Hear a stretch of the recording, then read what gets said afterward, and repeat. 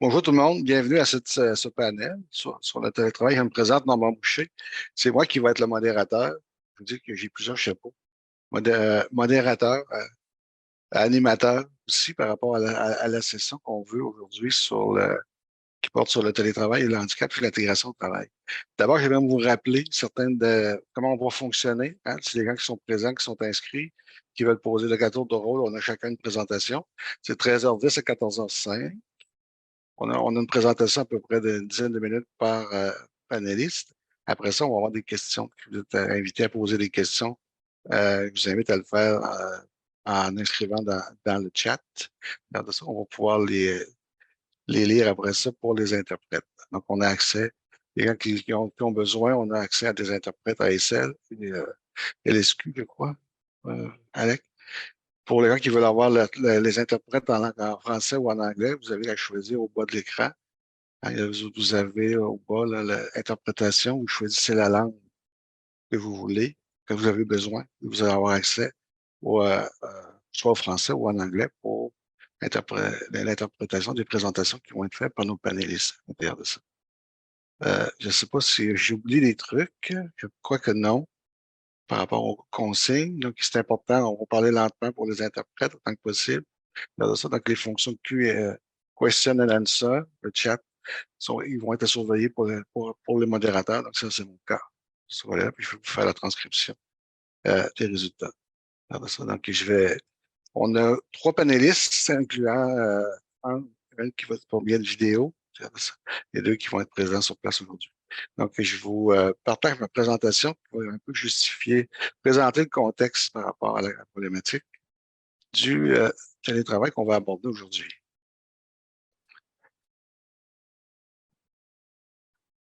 Ce qu'on voulait faire, dans le cadre je me présente, je l'ai dit tantôt rapidement, dans mon boucher, je suis chercheur depuis une vingtaine d'années dans le champ du handicap. Je m'intéresse beaucoup, au cours des dernières années, à la problématique d'intégration et du maintien d'emploi. On a travaillé avec nos collègues de Toronto aussi sur la perspective des politiques, comment arriver à formuler des meilleurs.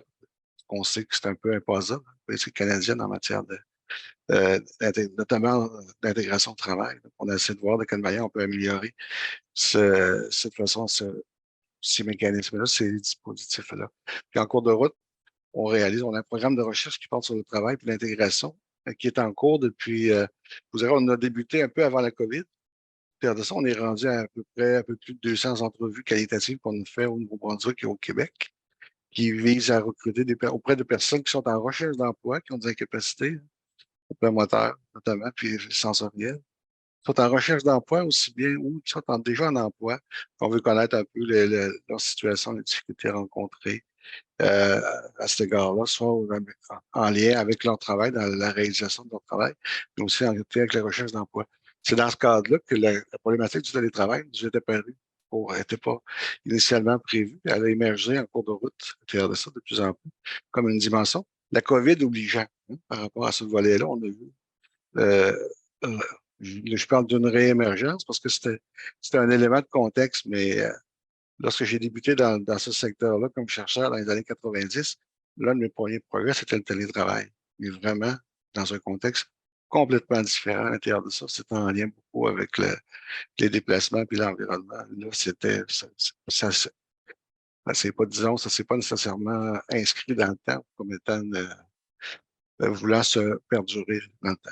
Donc, c'est pour ça que je parle de la réémergence du télétravail dans le contexte COVID, hein, COVID-19. On se rend compte sur la Statistique Canada, hein, en juin 2020, il y avait 39 des Canadiens et Canadiennes qui étaient en télétravail, comparativement à 17 avant la pandémie. On voit vraiment ce mode-là. On le voit plus dans d'autres pays, c'est la même chose aussi. On le voit en France, on le voit en Angleterre. On voit nettement dans le contexte de COVID où là, vraiment, c'était la meilleure façon pour réaliser, maintenir son lien d'emploi, continuer à travailler. Dans beaucoup de cas où c'était possible de le faire, hein, c'est pas nécessairement possible pour tout le monde. Si vous êtes infirmière, vous êtes machiniste, vous ne pouvez pas faire ça en télétravail. Puis souvent, ce qu'on voit, il y a comme ce que j'appelle un peu un mariage de raison avec les personnes en situation de handicap versus la technologie et le télétravail comme allant de soi, comme étant des éléments qui permettent d'être souvent présentés comme une accommodation pour les personnes qui ont des incapacités, pour contourner les obstacles. Ça, pour moi, ça soulève plusieurs questions par rapport à ce volet-là. Dans l'enquête qui est mentionnée ici, Linda et Minjus, les sondages qu'ils ont fait auprès de, je pense, de plus de 1000 participants, il y en a à peu près 6 seulement qui ont identifié, qui ont associé le télétravail à un économie à l'intérieur de ça. Donc, l'objectif du panel, c'est vraiment de se questionner et d'échanger concernant les conditions de réussite ou les pièges à éviter de cette manière de travailler à distance pour les personnes en situation de handicap à l'intérieur de ça. Un élément intéressant ici, et je trouvais intéressant avec cette caricature-là française, euh, qui dit simplement, vous avez embauché combien de personnes handicapées cette année? La personne lui dit plein, mais ils sont invisibles. La dimension de la visibilité est importante, je pense aussi, dans un contexte de travail qu'on veut. Hein, la leitmotiv, c'est de devenir inclusif de plus en plus. La visibilité, il y a le handicap invisible. Ça, de plus en plus, c'est une problématique qu'on voit émerger au cours depuis les dernières années. Puis, je vous dirais, en lien avec la nouvelle loi sur l'accessibilité aussi, c'est devenu un enjeu de plus en plus important par rapport à ça. Et aussi la visibilité en emploi dans le milieu de travail. Puis je pense qu'il y a une dimension importante là qui vient jouer, qui a un effet sur les collègues, sur l'environnement de travail, qui contribue à faire de cet environnement-là, sans doute, un élément plus inclusif. Puis ça, on l'oublie souvent, puis je pense que c'est des éléments qu'il faut pas perdre de vue pour cet aspect-là. Donc, ce qu'on veut aborder, discuter dans ce cadre-là, c'est des avantages et des inconvénients qui sont liés à votre organisation. Hein. On a eu l'occasion à deux moments au cours de la dernière année d'aborder cette question-là, toujours sous l'angle d'un panel, toujours sous l'angle des échanges avec des acteurs impliqués sur le terrain qui voient, qui sont soit impliqués, soit qui le font, ou qui sont amenés à conseiller des décideurs dans ce contexte-là. Les relations avec les supérieurs, ça soulève beaucoup de questions lorsqu'on n'est pas présent. Comment ça fonctionne? Derrière de ça, dans une perspective où on continue, ce mode de travail-là va perdurer, il va rester là, on va travailler comme ça. Ce qu'on envisage de plus en plus sur le long terme. Donc, les relations avec les supérieurs, les collègues et l'autonomie, les impacts que ça peut avoir, l'accessibilité des infrastructures, des postes de travail. Ça veut dire quoi? On travaille à domicile. Hein? Comment on balise ça? C'est l'accident de travail, le lien, l'aménagement, l'ergonomie. C'est toutes des questions qui sont posées où les collègues au bureau avaient des chaises ergonomiques. Comment on fait ça? Comment est-ce qu'on amène ça?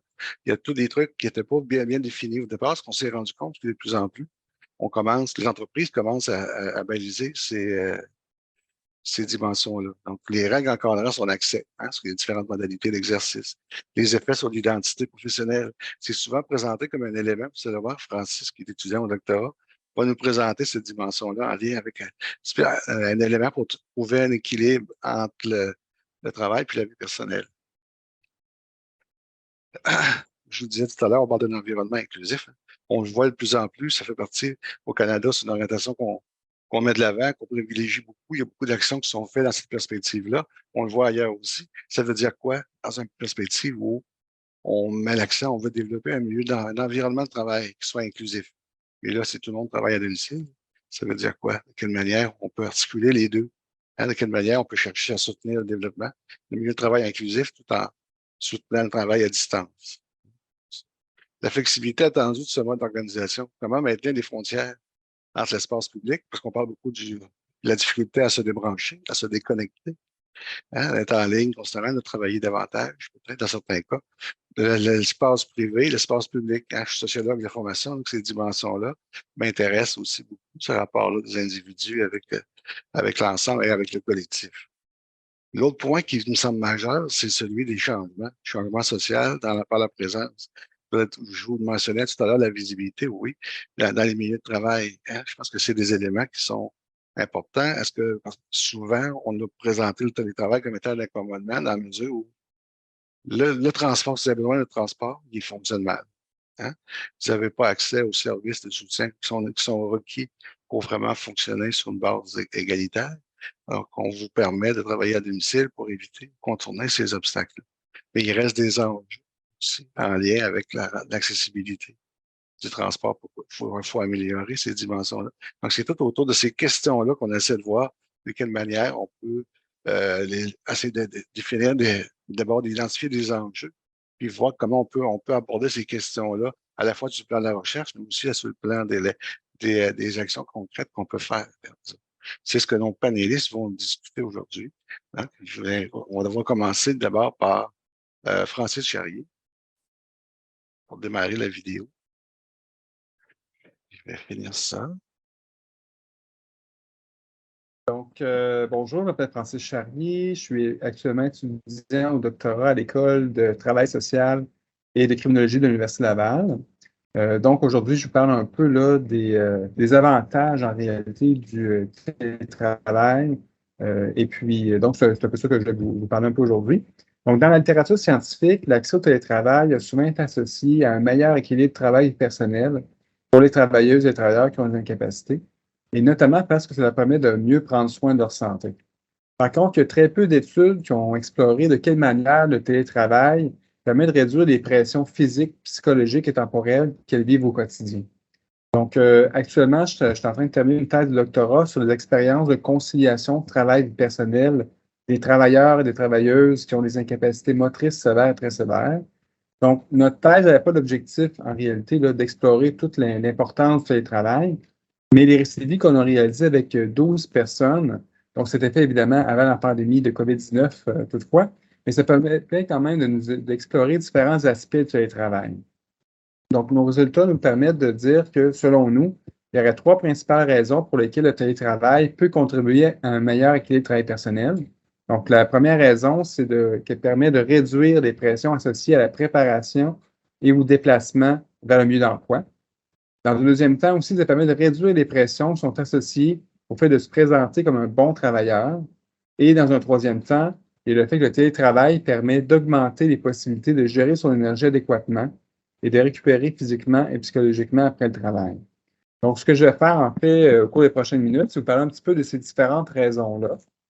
Donc, la première raison, qui est celle de réduire les pressions associées à la préparation des placements vers le milieu d'emploi, ça vient du fait que les travailleurs et travailleuses qui nécessitent simultanément des services de soutien à domicile formels, tout particulièrement là, des CDC, des agences privées et, dans une moindre mesure, du chèque emploi-service, et aussi le fait d'utiliser le transport adapté, sont celles et ceux qui ont souvent le plus de difficultés à arriver au travail à l'heure attendue ou souhaitée.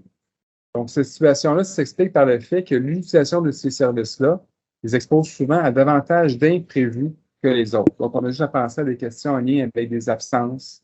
Par exemple, le fait de ne pas avoir un transport adapté parce qu'il y a une tempête de neige ou un préposé, par exemple, qui ne se présente pas en raison du fait qu'il est malade. Il y a des retards aussi, des lenteurs.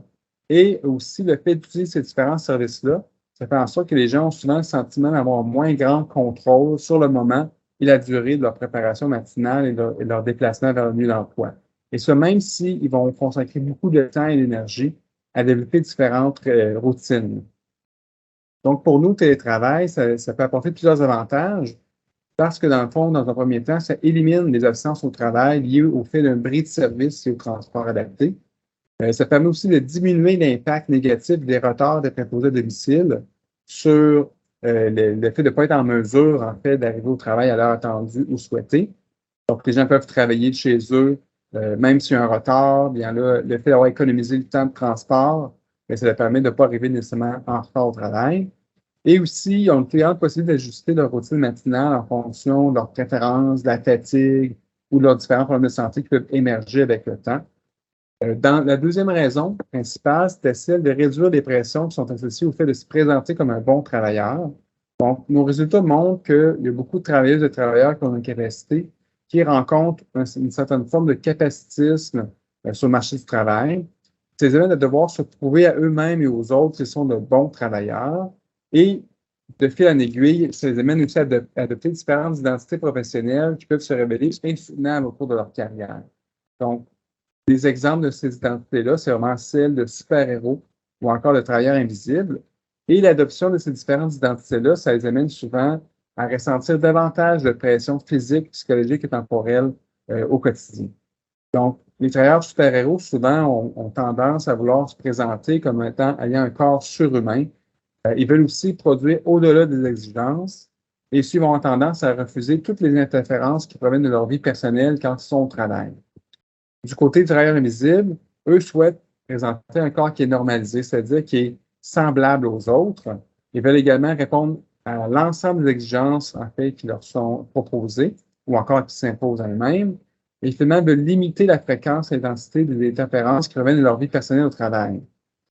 Par contre, nous, on considère que le télétravail a plusieurs avantages de ce côté-là aussi parce que ça leur permet de réduire la dévalorisation sociale associée à l'exposition de leur corps, du fait de rencontrer des obstacles ou de vivre des situations de handicap au travail. Donc, ils ont moins de pression là, de devoir se prouver ou prouver aux autres qu'ils sont de bons travailleurs. Donc, ça les amène ici, évidemment, à diminuer la fréquence et l'intensité du travail identitaire qu'ils doivent faire au quotidien. Et aussi, parfois, ça peut les amener aussi à adopter des identités professionnelles qui peuvent peut-être prendre davantage en compte les réalités de leurs incapacités ou encore des effets des déficiences. Donc, le fait de pouvoir, quand ils sont chez eux à travailler sans le regard des autres, souvent, sont davantage en mesure de présenter un corps véritable, à fond leur propre corps sur le marché du travail, pas besoin de le cacher, pas besoin de le sublimer. Aussi, sont davantage en mesure de travailler en fonction de leur propre rythme, mais aussi d'intégrer les interférences qui viennent de leur vie personnelle au travail, comme le fait d'aller aux toilettes à un moment, dans le fond, qui n'est pas idéal. Ça peut être aussi, par exemple, de prendre un appel personnel, donc ce genre de choses-là comme ça. Et dans un troisième temps, le fait d'accéder au télétravail, ça permet aussi d'avoir plus de possibilités de gérer son énergie adéquatement, mais aussi d'avoir une meilleure récupération physique et psychologique après le travail. Donc, nos résultats, ce qu'on a montré aussi, c'est que se préparer, aller y revenir du travail, travailler tout en ayant des incapacités, rencontrant des obstacles et aussi expérimenter des situations de handicap, ça amène les travailleurs et travailleuses à consacrer beaucoup d'énergie, dans le fond, à leurs différentes activités au quotidien. Ça les amène vraiment à dépenser beaucoup d'énergie, comme je vous disais, souvent avoir une fatigue plus grande, puis avoir la difficulté aussi à récupérer physiquement et psychologiquement.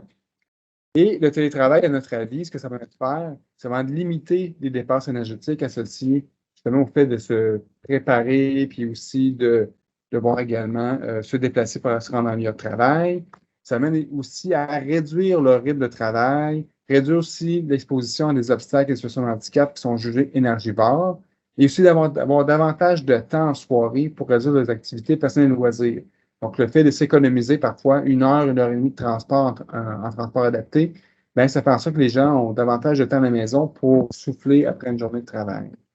Par contre, on considère que pour que le télétravail puisse avoir ce genre d'effet positif-là sur la vie des travailleurs qui ont une incapacité, bien, il faut que le télétravail soit accompagné d'horaires flexibles, ce qui n'est pas toujours le cas.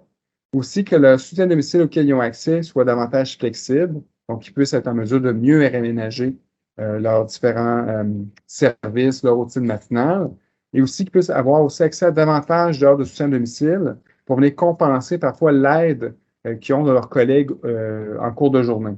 Donc, le fait de se faire installer à son poste de travail, ça peut être aussi l'accompagnement aux toilettes, ça peut être également le fait de se faire donner à manger.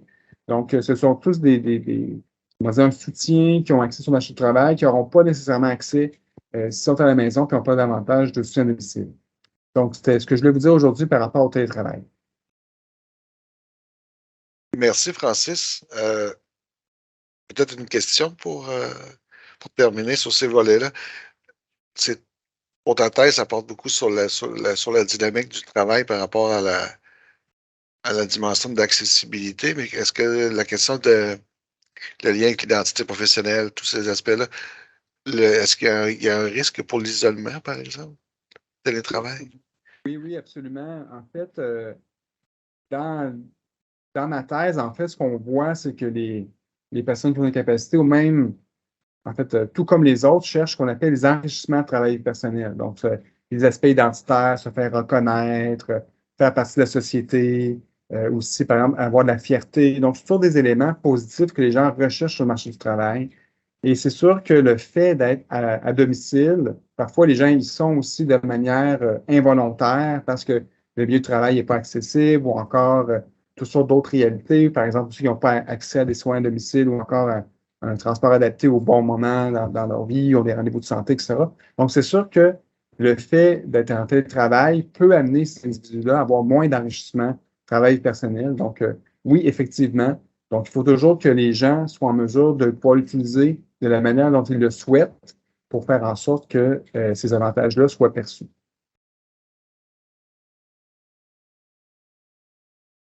parles beaucoup des obstacles aussi dans ta tête, si tu veux l'exemple du travail, de l'accessibilité, du transport, des services, tout ce qui est chrononormativité, là, par rapport à ça.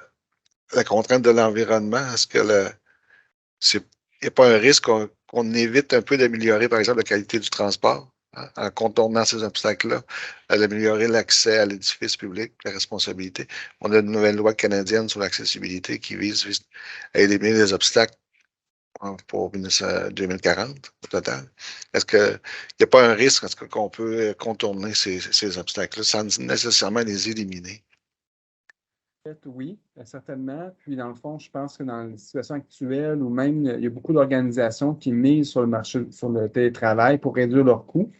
Donc, réduire l'espace de leurs locaux, faire des bureaux qui sont partagés aussi avec plusieurs employés. Donc, ce sont toutes des réalités, à mon sens, qui peuvent, oui, avoir un impact positif, donc c'est ce que j'ai parlé un peu auparavant, mais avoir des impacts négatifs où, dans le fond, les gens se sentent peut-être de moins en moins avoir une place, dans le fond, sur le marché du travail, donc dans une organisation. Donc, oui, effectivement, à mon sens, il y a toutes sortes de risques associés au télétravail, mais il s'agit là justement, si les gens, dans le fond, sont en mesure d'utiliser comme ils le souhaitent, ben, c'est l'idée qu'ils doivent aussi être en mesure d'avoir accès à un milieu d'emploi qui répond à leurs besoins. Donc, quelque part, ce n'est pas une panacée le télétravail, que ça vient ajouter, dans le fond, des options pour venir diminuer les pressions physiques, psychologiques ou temporelles, mais il ne faut pas non plus axer là-dessus pour offrir, dans le fond, une solution qu'on considère étant mur à mur, là. Donc, les gens veulent avoir rencontré des gens, les gens veulent aussi faire partie d'une organisation. Donc, à mon sens, il ne faut pas penser le télétravail comme une solution à tous les problèmes. Ouais. Une dernière question pour conclure ta présentation, pour voir est-ce que ça s'envisage à temps plein ou ça peut être partagé en un mode d'organisation qui permet à la fois la présence en entreprise versus les présences à domicile? Encore une fois, moi, je dirais que c'est toujours en fonction de ce que les gens préfèrent. Donc, il y a des gens pour qui le télétravail, c'est essentiel parce que, par exemple, il y a des gens qui doivent parfois passer 3, 4 heures par jour en transport adapté. Donc, c'est des situations où les gens sont épuisés à la fin de la journée, ou dans le fond, ils arrivent tard le soir, ont la difficulté à faire leurs activités quotidiennes. Donc, ils ont des services à domicile aussi le soir. Donc, ça fait en sorte que parfois, ils n'ont à peu près pas de temps de loisir. Donc, il y a des gens pour qui ils vont préférer, dans le fond, faire, comment dire, le compromis de réduire, dans le fond, les relations sociales au travail pour être en mesure de conserver de l'énergie. Donc, ça, c'est une réalité. Il y a d'autres gens pour qui, dans le fond, ils préféreraient avoir du demi-demi. Donc, ça, je pense que c'est toujours en fonction des réalités de chacune des personnes parce qu'il y a des gens qui peuvent très mal vivre le fait de se sentir isolés ou contraints d'être au télétravail parce qu'on ne veut pas mettre en place là, différentes mesures. Donc, dans le cas de ma thèse, par exemple, il y avait une personne où la personne s'est trouvée contrainte, dans le fond, d'être en télétravail parce que l'employeur voulait pas, l'employeur et, dans le fond, le propriétaire d'un bâtiment ne voulait pas procéder à l'aménagement de, de toilettes parce qu'il disait qu'il allait de toute façon faire des aménagements au cours de la prochaine année ou deuxième année, ou encore des 2 prochaines années. Donc, la personne s'est retrouvée dans une situation où elle a été obligée, en fait, jusqu'à un certain point, d'être en télétravail. Donc, parce que, dans le fond, l'environnement n'était pas inclusif, si on veut. Donc, avec tout ça, je pense qu'il faut offrir, dans le fond, aux personnes qui ont une capacité les mêmes opportunités dans un milieu d'emploi que les autres. On a profité avec que Francis ne pouvait pas être présent pour lui poser des questions en même temps dans la vidéo. Donc maintenant, j'inviterai Pascal Chenu. Pascal va se présenter d'abord, puis elle va nous présenter son point de vue par rapport à la question du télétravail. Oui, merci Normand pour l'invitation. Merci de m'accueillir aux participants. Je suis Pascal Chanou, je coordonne le comité consultatif personnes handicapées. Pour ceux qui ne le connaissent pas, c'est un forum multipartenarial qui joue un rôle aviseur auprès du gouvernement du Québec en matière de politique publique d'emploi à l'égard des personnes handicapées. Donc, on est comme un organisme de troisième, de quatrième ligne qui intervient à un niveau plus macro. On est composé de 18 membres, donc des employeurs, des syndicats, des ressources communautaires spécialisées et des ministères et organismes publics. Alors, la question du télétravail, on l'a abordée disons, de 3 manières jusqu'à présent au CCPH. Ça vous explique de l'endroit d'où je parle. On a, bien sûr, mes membres ont alimenté le gouvernement du Québec sur les besoins des personnes en situation de handicap en matière de télétravail et sur les impacts du télétravail sur les services publics d'emploi et sur l'emploi des personnes en situation de handicap. On a aussi fait un webinaire, d'ailleurs, auquel Sylvain a participé en avril 2021. Je vous invite à le regarder sur notre chaîne YouTube. Et surtout, on est en train de faire une enquête sur le télétravail et la formation à distance. On en est à l'étape des résultats préliminaires. Je ne crois pas que j'aurai le temps de vous présenter beaucoup de choses aujourd'hui, vu le temps dont on dispose, mais je vais essayer quand même. Donc, on a 243 répondants qui ont répondu à cette enquête. Alors, on comprend, comme tu le disais, Normand, que le télétravail, c'est un nouveau vieux sujet, en fait, pour le milieu du handicap. Tu es bien placé pour le savoir. Donc, avant la pandémie, les gens faisaient quand même, les personnes en situation de handicap faisaient des demandes de télétravail, mais la légitimité de ces demandes et le traitement de ces demandes étaient vraiment variables d'un milieu de travail à l'autre. Arrive la pandémie, donc là, tout le monde, ce n'est plus l'apanage des personnes en situation de handicap, mais je suis quand même intéressée de voir avec cette après-pandémie, comment va se gérer la question du mode hybride par rapport aux personnes en situation de handicap et est-ce que ça va se gérer d'une manière particulière ou on va être plus dans des choses inéquitables. Donc, j'attends de voir par rapport au nombre de jours, par exemple, en télétravail, en présentiel. C'est une question que je me pose. Dans l'enquête, les gens nous disent qu'effectivement, il y avait 20% seulement des répondants qui étaient en télétravail avant la pandémie. Donc, ça confirme les chiffres qu'on a vus aussi tout à l'heure.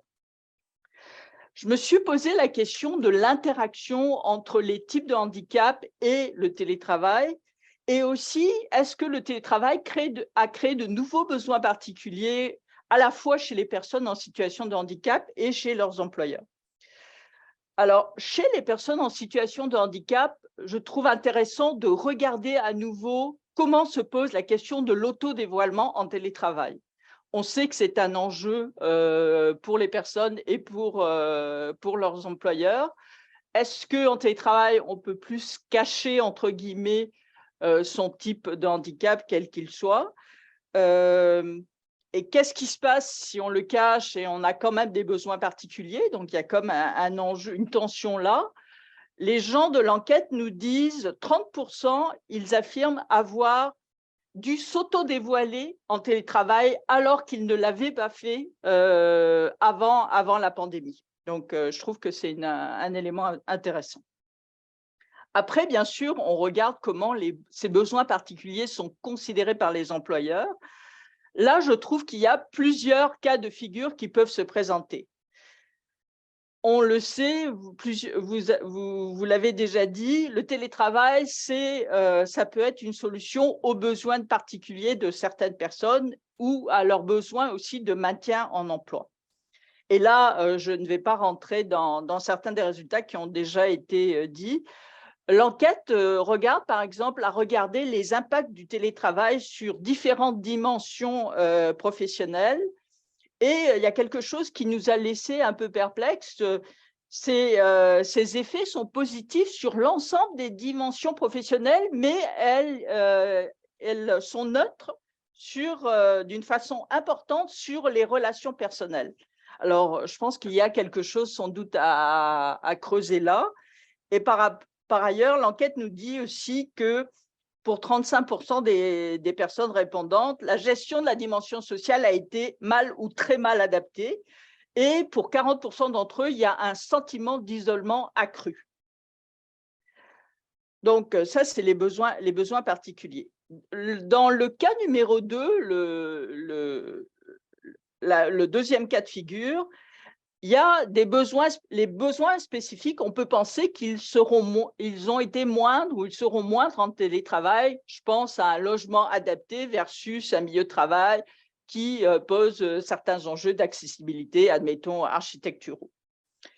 Troisième cas de figure, on peut penser que les besoins particuliers sont les mêmes en télétravail ou en présentiel. Je pense à des gens qui ont un trouble d'apprentissage et qui ont besoin d'antidotes. Ils vont avoir besoin d'antidotes dans les deux cas, ou d'autres types de personnes qui ont besoin d'aide technique. Ils ont besoin des aides techniques dans les deux lieux. On peut penser dans le quatrième cas de figure qu'il y a aussi des besoins spécifiques supplémentaires en télétravail, par exemple liés à l'usage des plateformes, Zoom, etc. Je pense à des personnes qui ont des handicaps sensoriels, des gens qui ont un TSA ou un TDAH. Est-ce que cette formule-là convient aussi à certaines personnes qui ont un trouble de santé mentale en termes de sentiment d'isolement ou d'augmentation du stress? Donc, là, c'est le télétravail qui peut créer ces besoins particuliers. L'enquête nous dit notamment que pour 29% des répondants, on parle d'un manque d'aménagement ou d'accommodement qui sont nécessaires. Donc là, il y a quelque chose à regarder. Pour 28% des répondants, ils nous parlent de manque de prise en compte du handicap en matière de télétravail. Certains nous disent que 34%, ils ont éprouvé des difficultés à faire identifier leurs besoins particuliers en télétravail. Et 86%, donc une grosse majorité, nous dit qu'il y a un manque d'accompagnement par l'employeur pour identifier ces besoins. Il y a aussi des enjeux en termes de délai de réponse. 38% n'ont eu des réponses que au courant du premier trimestre ou après le premier trimestre. Donc, le délai des adaptations est important. Il peut y avoir des surcoûts liés au télétravail dans 42% des cas, pour 42% des répondants. Et pour ces personnes-là, à 57%, c'est le travailleur qui a pris en charge ces coûts du télétravail. Donc, ça aussi, ce n'est pas anodin. Et enfin, on parle donc de problèmes au niveau de l'encadrement des gestionnaires. Il y a 27% des répondants qui nous en parlent, où cet encadrement est assez mal ou très mal adapté.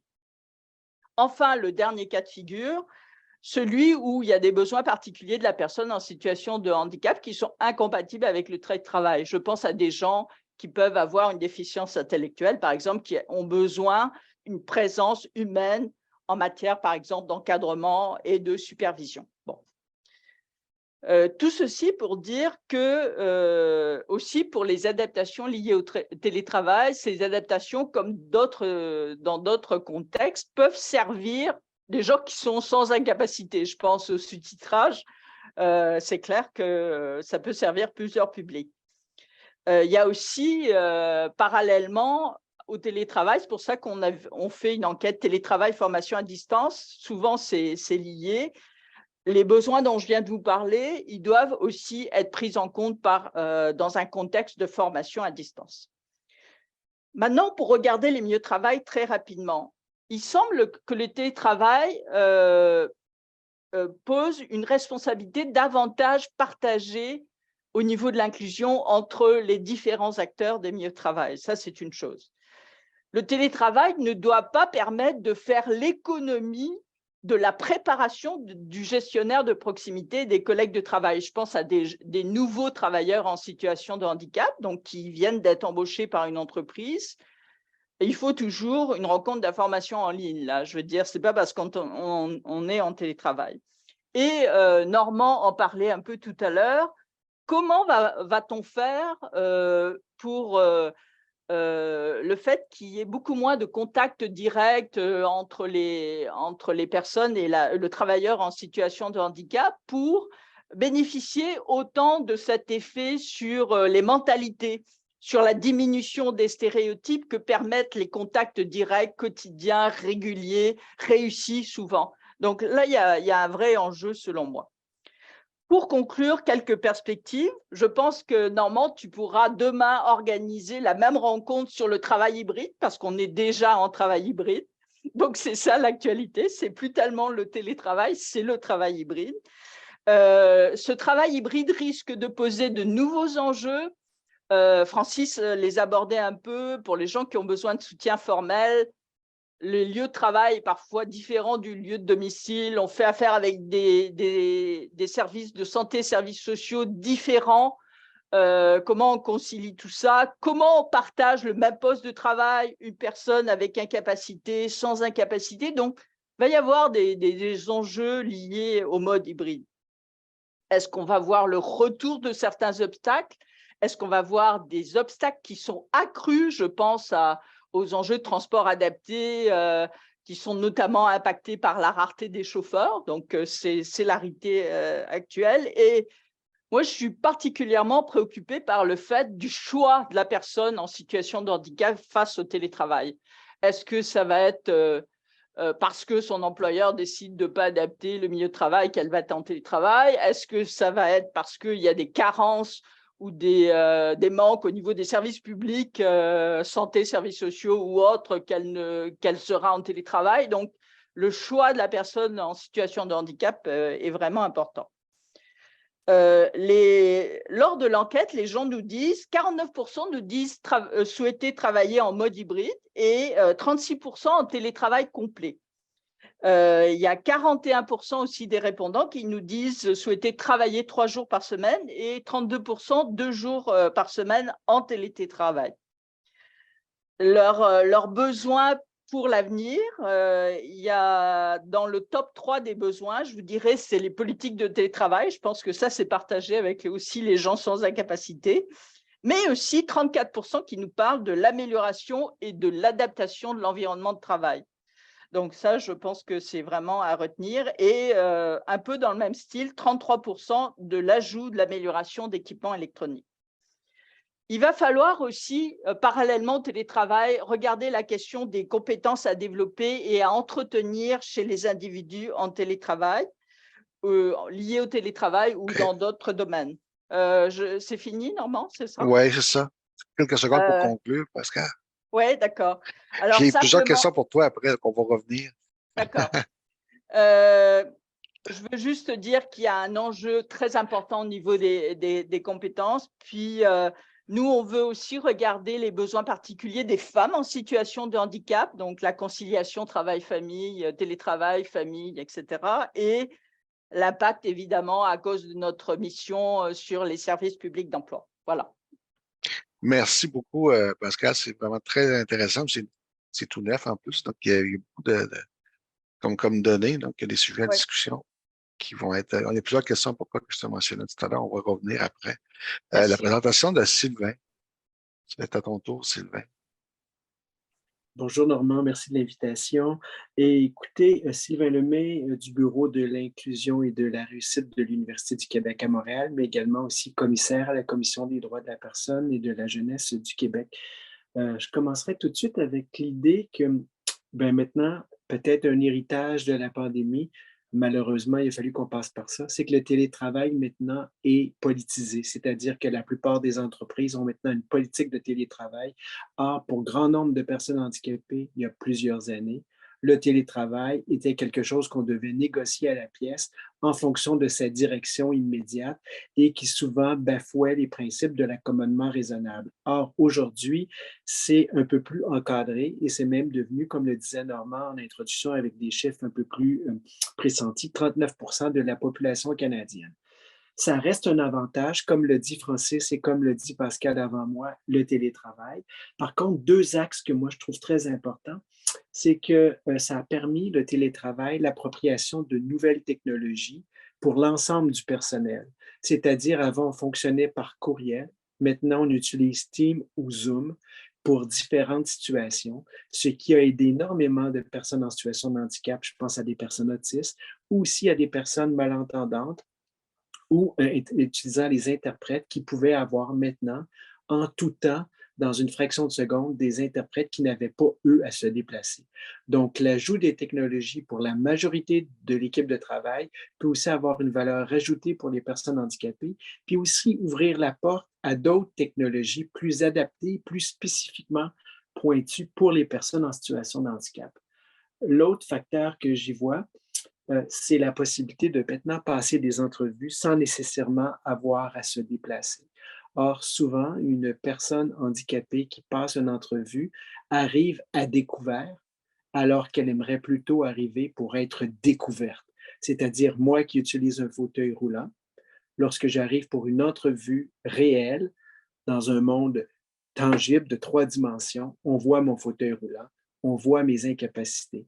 Donc, si la personne devant moi n'a pas été sensibilisée de par son éducation, de par son parcours de vie ou professionnel à la réalité des personnes handicapées, elle peut avoir une vision très capacitiste de qui je suis et je peux, par le fait même, peut-être partir moins gagnant lors de mes réponses aux questions et lors de la sélection finale de l'emploi. L'autre avantage aussi que je vois, et là, j'irais beaucoup plus par rapport peut-être au travail hybride, c'est-à-dire, je ne pense pas que le télétravail est là pour 365 jours par année. Pour l'ensemble des employés et encore moins pour les personnes handicapées, je pense que la caricature que nous a présentée Normand résume très bien cette réalité-là. Il faut être conscient que les personnes en situation de handicap, malgré 50 ans presque de loi au Québec, sont encore absents de l'espace public en grand nombre. Les cibles en matière d'emploi sont également révélatrices en ce sens. C'est 0,1 au Québec de personnes dans le gouvernement qui sont actuellement en employabilité, alors que la cible atteinte est à 4 et on vise 7 éventuellement. Or, si on ne les voit pas, les personnes en situation de handicap en milieu de travail, on ne peut pas non plus changer notre perception à l'égard de ceux-ci. Et la rencontre, le dialogue nécessaire à un changement de société ne peut pas se faire et ne peut pas s'illustrer parce que les personnes handicapées sont absentes de l'espace public. Donc, je pense que le télétravail en mode hybride est la voie. Et la voie pour plusieurs raisons. Tantôt, on l'a évoqué, Francis aussi l'a évoqué, et Pascal, le transport. On a quand même un pays, le Canada et en particulier le Québec, hivernal, hein, une grande partie de l'année, de 4 à 5 mois, il y a de la neige, ce qui fait des déplacements difficiles. Par contre, on peut être aussi une personne en situation de handicap là où on habite, c'est-à-dire que le territoire peut être une situation de handicap. Je vis à Montréal, j'ai l'avantage d'avoir des bus à plancher bas, une partie du métro de Montréal qui est adaptée, accessible, et également avoir le transport adapté pour l'ensemble de mes déplacements. Or, ce n'est pas le cas de toutes les personnes sur le territoire du Québec ou du Canada qui, à l'extérieur des grands centres, peuvent avoir de la difficulté à garder un emploi parce que le déplacement peut être difficile. Donc, le télétravail en période hivernale pourrait être une valeur ajoutée, puis aussi en période où le transport adapté n'est pas toujours régulier en région. Mais ceci étant dit, ce n'est pas parce que le télétravail existe qu'on ne devrait plus avoir une obligation d'accommodement raisonnable et que cette décision-là finale incombe à la personne en situation de handicap et non pas seulement au niveau du gestionnaire qui peut avoir des impondérables beaucoup plus budgétaires qu'humanitaires pour accorder le télétravail. Un autre avantage aussi qui peut devenir un inconvénient, c'est sûr que le télétravail permet à une personne en situation de handicap de travailler de chez elle. Donc, elle a moins de fatigue dans les déplacements et elle a un horaire beaucoup plus simple pour les gens qui lui donnent du soutien à domicile. C'est-à-dire que lorsqu'elle utilise le transport adapté qui n'est pas toujours en fonction du climat ponctuel, c'est difficile pour elle de trouver l'équilibre pour les personnes ressources qui l'accompagnent. Or, d'avoir un horaire stable en télétravail permet une meilleure gestion de cette réalité-là. Toutefois, le principe d'accommodement raisonnable s'applique dans les deux sens. Ce n'est pas parce que je travaille à la maison que mon employeur n'a pas aussi une obligation de me fournir un équipement adapté, de me fournir des logiciels, de me fournir un ordinateur adapté à ma réalité, comme si c'était le cas en milieu de travail. Ça, c'est très important de le rappeler parce qu'on peut aussi penser qu'on va engager, comme on le voyait dans la caricature de Normand, des personnes handicapées en grand nombre et qu'il y a une économie d'échelle. Et c'est aussi vrai que ça n'empêche pas l'employeur, parce que je travaille de la maison, d'avoir une obligation d'avoir des lieux accessibles. Et là, quand je dis des lieux de travail accessibles, je ne résume pas ça à une place de parking réservée avec une vignette de personnes handicapées. L'accessibilité au travail, c'est beaucoup plus qu'une porte automatique, c'est de s'assurer que les toilettes sont vraiment accessibles et adaptées, que la cafétéria a peut-être un menu pour moi, a peut-être aussi de l'assistance pour moi, des comptoirs adaptés et peut aussi, dans d'autres cas, pour d'autres personnes handicapées en situation de handicap, avoir accès à des médias substituts, des interprètes, une façon différente d'avoir un menu aussi et de tenir compte qu'il peut y avoir des variations alimentaires aussi. Voilà, Normand, je pense avoir fait le tour. Merci beaucoup, Sylvain. C'est très bien. Tu amènes des points super intéressants qu'on voit actuellement. C'est la responsabilité de l'employeur aussi par rapport à ça. De penser à différents coûts. Il y a l'accès Internet, Crénéton, qui se pose aussi pour ce volet-là. J'ai des questions pour Pascal de Aviva Joël. En référence à l'étude, tu mentionnes 234 participants. Est-ce il y avait tous des incapacités? 243. 243. 43. Est-ce qu'il y avait tous des incapacités? Oui, c'était le critère d'entrée avec le fait d'avoir été, parce qu'on voulait chercher le vécu des gens, hein, d'accord, ce qu'on n'avait pas eu beaucoup au Québec. Puis on leur demandait d'office s'ils étaient une personne en situation de handicap, puis d'office s'ils avaient été pendant les 3 années précédentes en télétravail et ou en formation à distance. Donc, c'est le critère d'accès, si tu veux. Puis, Aviva souhaiterait savoir c'est quoi, quel type d'incapacité? Faudrait que je regarde, c'est quand même assez varié. C'est sûr qu'il y a beaucoup, faudrait que je regarde mes chiffres. Mobilité, 49%, douleur, 31%, santé mentale, 21%, dextérité, 19%, vision, 18%, flexibilité, 17%, audition, 16%, mémoire, 15%, apprentissage, 13%, développement, 7% et autres, 16%. Voilà. Il y a une autre question de la part toujours d'Aviva. Il y a certaines questions en lien avec l'accessibilité qui ont émergé. As-tu des exemples? L'accessibilité du télétravail. C'est sûr qu'on a regardé en détail les différents aspects technologiques là, mais aussi la question du temps de travail, etc. Il y a beaucoup de questions, hein. C'est un peu difficile de répondre rapidement aujourd'hui. On a regardé les obstacles d'ordre physique, les aménagements aussi. Pour l'instant, c'est pas le problème, c'est que on est dans les résultats préliminaires. Moi, je les ai sous les yeux là, mais je peux pas tous vous les présenter. Par exemple, au niveau des avantages personnels, les gens parlaient du transport adapté des aléas, ils parlaient de le fait que ça facilitait leur journée de travail et la fatigue liée au travail. On en parlait au handicap là. Le fait d'avoir des visites de professionnels de la santé à domicile, que ça Ouais. facilitait ça.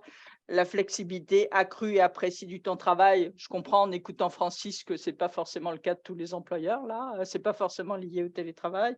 Et puis, bien sûr, la meilleure, mais ça, je pense, c'est partagé avec les gens avec, sans incapacité, la meilleure conciliation travail-famille, avec l'idée qu'il y a quand même l'expérience du handicap qui est dans le décor aussi, qui est supplémentaire. Il faudrait, pour répondre à cette question, normalement, c'est un peu difficile aujourd'hui parce qu'il faudrait rentrer dans le détail de chacune des questions. OK. En réponse, Aviva, elle aimerait savoir si on peut lire votre étude. Pas encore. C'est ça que je disais, mais ça s'en vient. On a eu une première présentation par la chercheuse principale, d'ailleurs une collègue à toi là, de l'Université Laval il y a quelques jours, et l'étude va être disponible à la fin mars, d'accord? Parfait. On va rendre le rapport public ainsi que des faits saillants là sur notre site internet, donc vous pourrez aller le regarder à ce moment-là. Est-ce que je vois qu'il n'y a pas nécessairement d'autres questions dans les Q&A?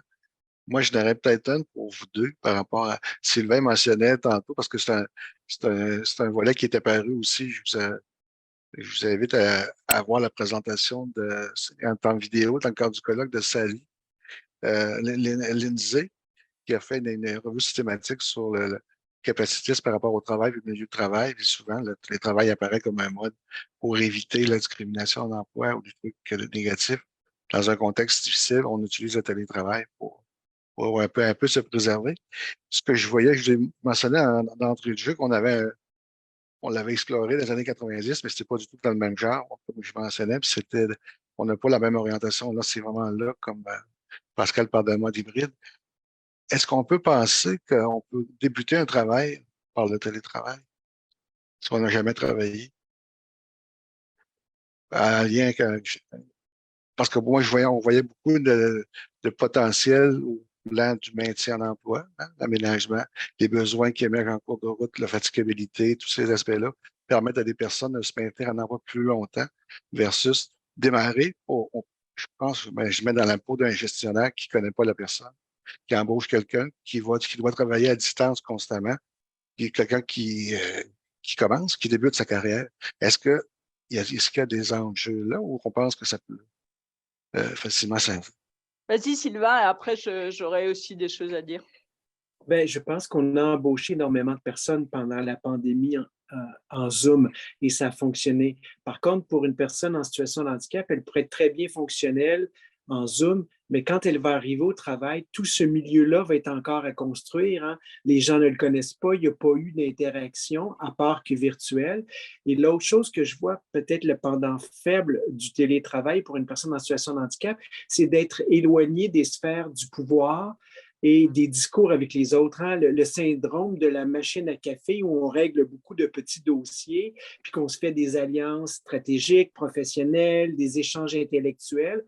Parce qu'on était en télétravail, si la personne en situation de handicap est en télétravail 8 mois sur 10, ces rencontres-là n'auront pas lieu. Donc, pour elle, graviter dans la sphère de l'entreprise, peut-être pour monter, elle va se couper de certaines informations nécessaires. Mais on a embauché en télétravail. Après, ça serait plus de comment on va travailler avec les interactions, surtout si on engage quelqu'un dont le défi est neurocognitif, c'est-à-dire qu'en Zoom, elle fonctionne très bien, mais dans une salle de réunion, les défis d'être à plusieurs, le bruit, la disposition du mobilier va peut-être faire en sorte qu'elle va être beaucoup moins efficiente qu'elle l'était par Zoom lorsqu'on était 1 à 1. Donc, ça va être difficile pour elle de développer son réseau et qu'on ne voit pas autre chose que ses incapacités avant de voir les avantages. Moi, je compléterai, Normand, en disant qu'on oublie beaucoup dans la période d'accueil et d'intégration l'importance de la dimension sociale, hein. C'est aussi une intégration sociale, hein, un nouvel employé. Moi, je me pose la question de comment c'est possible de façon aussi intéressante en télétravail, cet aspect-là. Et puis, je ferai aussi la différence entre des milieux qui ont déjà des personnes en situation de handicap ou un milieu où c'est la première personne en situation de Oui. handicap. Donc, il y a des apprentissages à faire beaucoup, hein, de la part des gestionnaires de proximité, des collègues de travail, etc., des conseillers RH si on est dans une plus grande entreprise. Donc, comment tout ce monde-là va démarrer ses apprentissages, comme tu disais, Sylvain, alors que, bon, il n'y a pas de conversation, il n'y a pas dans un espace à distance, un lieu de conversation, que ce soit la machine à café ou autre, là, autour, ou plus formel, là, informel ou formel, autour de ces questions-là. Alors, c'est des questions que je me pose, Normand, par rapport à ce que tu dis. Merci, Pascal. J'ai une question de Colin. Est-ce qu'on peut donner l'accès? Colin souhaiterait poser sa question en français. Je ne sais pas si j'ai ce pouvoir-là, entre guillemets, quoi.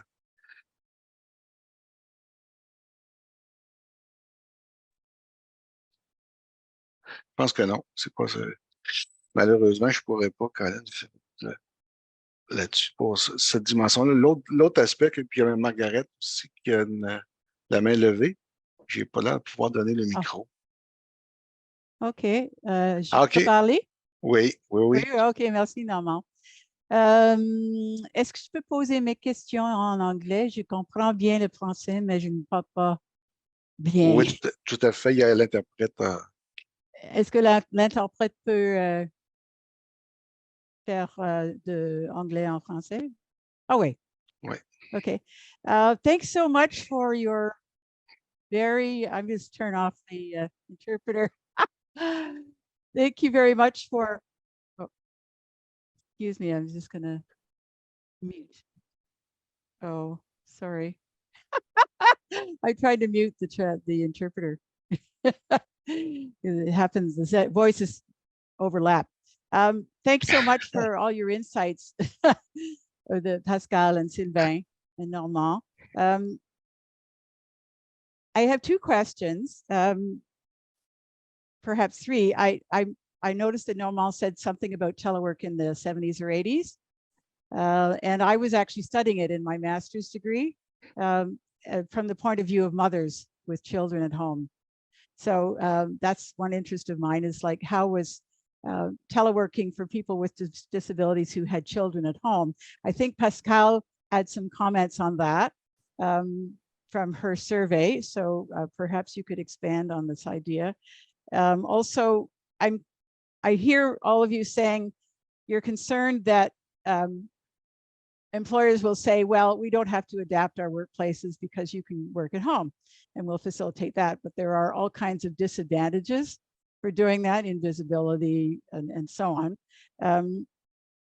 Since telework has become what I call a universal support that was since COVID available to all employees, we've heard in some other sessions that people with disabilities who got telework without having to request it as an accommodation, even though they had asked for it before COVID, were being required to go back to the office. So this universal support disappeared for them. And I'm wondering if there are efforts that can be made to ensure that telework continues to be a universal support for all employees, so that it doesn't degenerate into an individual accommodation and we have a more universally accessible workplace for people with disabilities. And my third question is, I would love to have your speaking notes. I noticed you didn't have presentation slides, but I would like to study your speaking notes, and I'm on the research team for a project at McMaster University that's looking at telework among people with disabilities during COVID. And we particularly want to look at the negative aspects, and several of you covered the negative aspects very well, Francis, Pascal, and Sylvain. So is it possible to get a copy of what your remarks were? Pascal? Sylvain, à tour de rôle. J'ai pas tout compris, Normand. La dernière question, c'est est-ce qu'il pouvait y avoir une copie de mes notes, c'est ça? Ouais, c'est ça. Oh oui, bien sûr. Yes. Il n'y a pas d'enjeu. Avec plaisir, Margaret.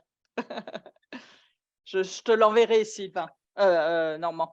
I'll put my email in the chat, and D'accord. also would love to hear about your report when your results are finished and you have it on your website, sur le site web.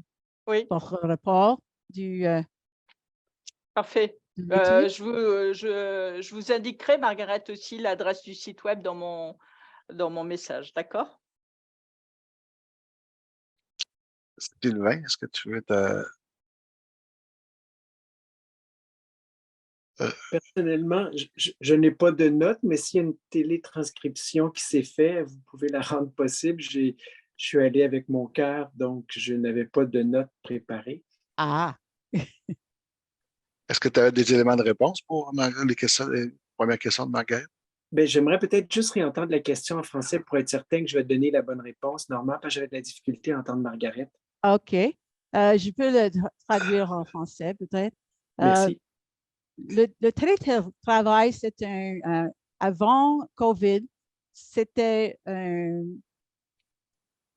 support universel dans quelques emplois et quelques compagnies, mais pendant le COVID, c'était très fréquemment approuvé. Alors, après le COVID, nous avons entendu dans des autres séances de cette réunion, de cette conférence, des lieux que des personnes avec incapacité avaient de télétravail pendant le COVID, mais pas après. Maintenant, ils sont forcés de retourner au bureau. Est-ce qu'on peut faire des choses pour ensure que le télétravail est un support universel disponible aux tous les employés en futur? En fait, c'est une excellente question. Si ce ne l'est pas pour une entreprise, ça risque de le devenir parce qu'il y a une pénurie de main-d'œuvre. Donc, ça va devenir des politiques que les compagnies, les entreprises vont vouloir mettre de l'avant. Par contre, on a une approche très normative du télétravail actuellement. C'est qu'avant, pendant 2 ans et demi, tout le monde est en télétravail et maintenant, tout le monde doit revenir en présentiel au moins 3 jours ou 2 jours, dépendamment de pour quel gouvernement il travaille. Or, pour une personne handicapée qui souhaiterait poursuivre à 5 jours semaine pour des raisons que disait Pascal tout à l'heure, pénurie dans le transport adapté ou même pénurie de soins à domicile pour un horaire variable parce qu'on sait qu'il y a une pénurie de main-d'œuvre dans plein de secteurs, cette personne-là va avoir la même règle des ressources humaines compte tenu qu'on applique une politique mur à mur. Or, le principe de l'accommodement raisonnable, c'est de donner une situation différente à un besoin différent pour un individu qui en fait la demande. Donc, c'est bien qu'il y ait une politique de télétravail. Cette politique-là, quand il y en a une, ne devrait peut-être pas s'appliquer de mur à mur en fonction d'une vision globale de l'entreprise, même s'il y a des besoins dans l'entreprise, qu'on devrait tenir compte des personnes. Et quand il n'y a pas de politique de télétravail, Marguerite, je pense qu'il devrait y en avoir une, ne serait-ce que par principe d'équité, de diversité et d'inclusion. C'est la réalité aujourd'hui. Ça peut aider plein de gens. Vous êtes un père aidant, vous aidez vos parents qui sont vieillissants, bien, le télétravail peut peut-être vous aider à accueillir votre mère vieillissante à la maison pendant qu'elle est en réadaptation. Vous avez des enfants malades, si le télétravail est possible pour vous. Puis au final, ça sert pour les personnes handicapées. Donc, il faut peut-être aborder l'idée d'une politique de télétravail via les personnes qui sont aux ressources humaines et qui ont le chapeau de conseillers ou conseillères en équité, diversité et inclusion et pousser que c'est la seule norme possible aujourd'hui. C'est une diversité de remplir son mandat professionnel au cours d'une carrière. Merci, Sylvain. J'ai la question de Colin en anglais. Je vais aller pour les interprètes lentement. Puis, Colin said, I was wondering if one of the areas look at was the advantage of their work in expanding opportunities for employment, and if the statistic confirmed the thought that employment opportunities have expanded with telework being more accepted by employers.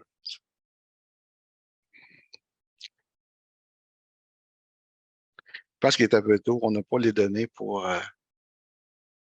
il y a vraiment ce mouvement-là, si je peux me permettre rapidement, pour ce mouvement-là en faveur. On sent, contrairement, j'ai l'air de radoter, mais je vous parle encore de les premiers trucs qu'on a fait, on en sentait vraiment que c'était différent. On savait que c'était pas là pour durer. Mais que maintenant, c'est vraiment là pour durer. Le télétravail, c'est le choix qu'on a fait. Il y en a qui avaient travaillé, je pense, qui avaient débuté avant la COVID, des projets pilotes d'expérimentation.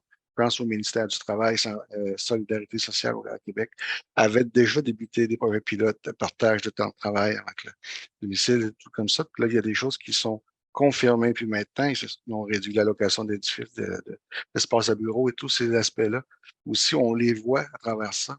Vraiment, il y a vraiment une orientation dans certains secteurs, dans des domaines où c'est possible de le faire. Regardez ça, effectivement. Donc, c'est ce volet-là. Mais on n'a pas les données encore parce qu'il y a beaucoup de questions qui se posent. De plus en plus, les politiques sont mises en place. Les entreprises ont balisé, comme je disais tout à l'heure, la relation avec le travail. Il y a des questions. La question d'accident de travail, comment ça fonctionne à l'intérieur de ça. Il y a la question sur l'accès Internet au début. Là, je sais que on peut le compenser par le rapport d'impôt, dans certains cas, on peut le faire. Il y a des modalités qui ont été offertes par Revenu Canada pour ces volets-là, mais il y a encore beaucoup de questions à répondre. Puis je pense que dans la question de Caroline, ça va dans ce sens-là. Peut-être prématuré, on n'a pas encore les données pour se dire les opportunités. Je pense que ça peut être intéressant pour plusieurs personnes. Je pense que maintenant, je peux parler. Ah, c'est tant bien. Ah oui, donc moi, je suis Colin. C'est moi qui a fait les questions. Je peux faire encore en français Ouais. pour Pascal et Sylvain, si ça marche, oui? Oui, très bien, on t'entend bien. OK, alors, qu'est-ce que je voulais savoir, c'est que vous allez parler de les avantages de le telework pour les personnes. Et une des choses que on écoute beaucoup de personnes parler sur le sujet de ça, c'est qu'il y en a plus de chances d'avoir d'emploi à cause de le telework. Puis maintenant, c'est accepté par les compagnies qu'on peut faire ça. Alors, est-ce qu'il y en a des numéros, des statistiques qui disent que c'est vrai? Ce qu'on pensait qu'il y aura plus de chances pour emploi pour des personnes maintenant parce que le télétravail, c'est plus accepté par les compagnies. Pascal ou Sylvain? Non, moi, j'en ai pas de mon côté. En fait, je ne pourrais pas dire si c'est plus accepté, mais il y aurait un recensement des politiques institutionnelles qui déterminent qu'il y a des politiques de télétravail. Normand le disait, avant la pandémie, moi, comme personne handicapée, on me refusait le télétravail. Or, 2 ans et demi après la pandémie, maintenant, on a une politique de télétravail où on doit être 3 jours à l'université et 2 jours. Et honnêtement, et certaines études que je n'ai pas en tête, mais la plupart des études ont démontré qu'il y avait un gain accru de productivité. C'est-à-dire, moi, si je suis tout seul, puis qu'à 8 heures, j'ai déjà pris mon café, puis je suis déjà levé parce que j'ai bien dormi, je vais me mettre devant mon ordinateur, je commence ma journée beaucoup plus rapidement qu'avant et j'ai une perte de temps beaucoup moins grande. C'est-à-dire que quand je suis devant mon ordinateur, je travaille. Ça, il y a un gain. Par contre, il y a une perte de réseautage où on pouvait peut-être régler d'autres défis entre nous parce qu'on est isolé tout le monde et c'est un défi supplémentaire, je pense, pour des personnes en situation de handicap d'être encore plus isolées. Donc, merci beaucoup. Je pense que oui, c'est un des enjeux importants, les relations sociales, les relations de la présence physique, puis de voir, vous mentionniez tout à l'heure, on réglait des trucs devant la machine à café. J'ai vu des réseaux, en utilisant Teams, ils ont créé un réseau machine à café. Ils envoient des photos, ils envoient des trucs. Mais ça ne compense pas la présence physique sur place avec les gens. Oui, Pascal, je pense qu'on reste encore 3-4 minutes. D'accord. Je veux juste amener aussi, parce que nous, on travaille beaucoup sur la question des syndicats aussi. C'est quoi leur rôle et responsabilité dans tout ça? Et puis, Sylvain parlait des politiques de télétravail. Mais moi, je serais curieuse de savoir justement dans le futur comment les politiques de télétravail, d'abord, sont considérées dans les conventions collectives, la responsabilité des syndicats là-dedans, et puis comment les adaptations au sein des politiques de télétravail sont prises en charge, parce que c'est ça qui nous intéresse. Si maintenant le télétravail est un acquis pour tout le monde, est-ce que si la personne a besoin de plus de journées de télétravail, ça va fonctionner dans un contexte d'adaptation? Alors, je pense que là, on est déjà rendu là avec le travail hybride, parce que si on est dans des politiques rigides de 3 jours, 2 jours, admettons, ou le contraire, il est fort possible que pour certaines personnes en situation de handicap, ça ne fonctionne pas, cette affaire-là. Donc, moi, je vous invite aussi à regarder les milieux syndiqués. Je sais qu'au Québec, on est très syndiqué par rapport aux autres provinces, mais les syndicats ont aussi à regarder ça de très près là, dans les conventions collectives. Peut-être une dernière question pour Sylvain, qui vient de Mathieu Desjardins, qui veut savoir si tu peux parler davantage des responsabilités de l'employeur en termes d'accommodement ou en télétravail. En fait, l'employeur a autant d'accommodements et d'obligations, peu importe le lieu de travail. Tantôt, par contre, Normand, tu soulevais quelque chose et ça va dans la prise de parole de Pascal. On n'a pas encore réglé la totalité. Qu'est-ce qui arrive quand tu te blesses chez toi? Et c'est un accident de travail, donc ça interpelle beaucoup d'autres ordres du gouvernement et des instances qui nous représentent, dont les accidents au travail, et ainsi de suite, les ressources humaines.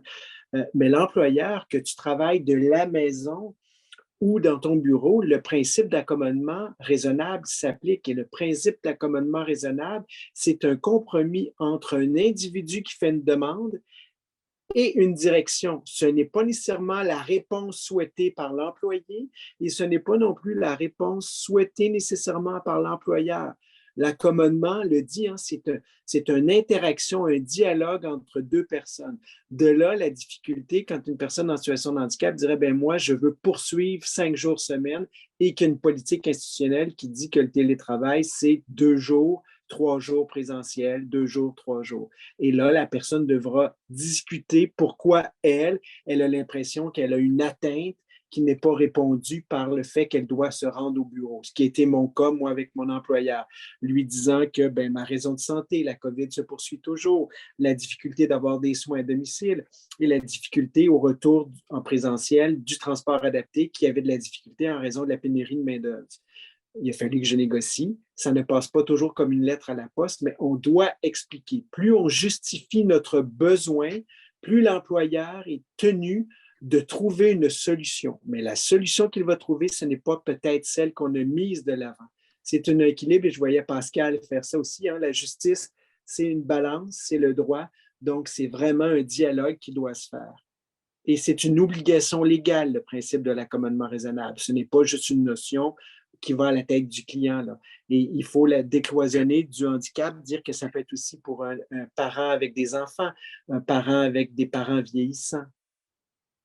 Oui, ça rejoint la première question de Margaret qui est parce qu'elle était à la maîtrise avec des enfants aussi. Donc, c'était cette question-là on voyait que le télétravail pouvait être une façon de concilier hein, le travail puis de prendre soin des enfants également pour ce volet-là. Il nous reste quelques minutes avant que Alex va conclure la séance. Il y a plusieurs éléments qui restent à baliser. Je pense que oui, on le voit à travers mais l'orientation est vraiment ferme, je pense, en faveur du télétravail, d'un mode hybride de plus en plus. C'est ce qu'on essaie de voir, mais il y a des pratiques qui restent encore à baliser puis qui vont peut-être varier en fonction des types d'entreprises, de la culture de l'entreprise, parce que Pascal parlait des responsables, mais je pense que ça implique aussi un mode de gestion différent. C'est pas du monitoring.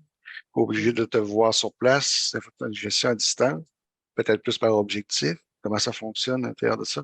Est-ce que les réunions sont plus fréquentes? Est-ce qu'on doit voir? Donc, il y a tout cet aspect-là, puis il y a des gens qui ont besoin d'être plus encadrés, plus suivis par leur travail. À ce moment-là, ça pose d'autres types de défis. Je pense que pour les gens qui ont besoin d'encadrement ou de supervision, comme Pascal le mentionnait, je pense que ça peut être problématique de faire ça à distance. Mais pour les entrevues, ça peut être une solution, mais peut-être pas la meilleure pour tous à l'intérieur de ça. Alec, je pense pour conclure, donc, c'est vraiment pour nous, c'est parce que ça rejoint l'objectif que j'avais au départ quand j'ai invité tout le monde qui est les panélistes autour pour cette question-là. Puis c'est vraiment de démarrer à des préoccupations, puis d'aller plus loin, puis de pouvoir étudier, comme moi, ça fait partie de mon travail, d'étudier ce type de phénomène-là, puis de voir de quelle manière ça contribue à améliorer la qualité de participation, la qualité de vie des gens hein, qui ont des incapacités ici par rapport à ça. Alex, c'est toi qui as le mot de la fin. Merci Normand. Merci à tous les présentateurs et Francis aussi, par vidéo.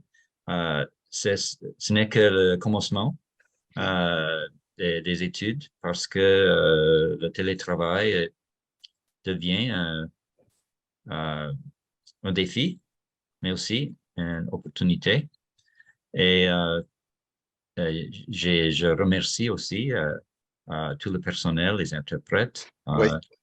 Français, anglais et ASL, et Josh pour la vidéo, et tous ceux qui ont posé des questions très, très importantes. Et après ça, il y a une pause de 5 minutes.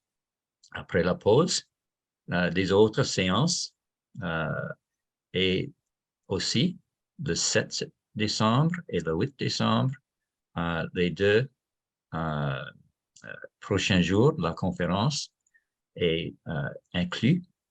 C'est la présentation très importante du président de la Chambre de commerce et Ouais. le président du Congrès du travail. Et nous tous espérons que action vient de cette conférence. Conférence pas seulement pour discuter des choses intéressantes, mais prendre des idées, des recherches, des expériences et mettre toutes ces choses en action. Et donc, merci à tous et à la prochaine. Ouais, et toutes les informations sont sur le site pour les courriels et tous les emails. Là. Si vous avez d'autres questions, vous pouvez facilement me rejoindre ou nous rejoindre pour ça. Donc.